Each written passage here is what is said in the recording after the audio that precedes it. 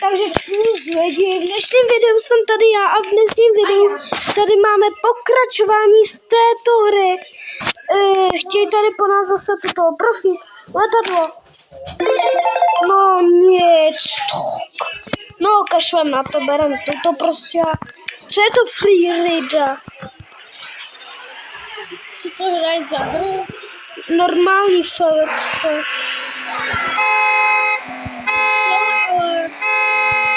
Teď Ne, jenom tobě se to nelíbí.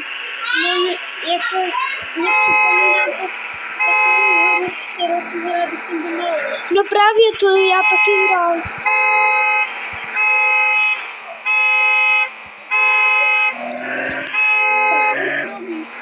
Protože se ho snažím předjet. Já chci v tomto videu jezdit podle předpisu, že nebudu jezdit tady za tu čáru, ale nejde to. Takže právě lidi, tak to vezmeme takhle přám.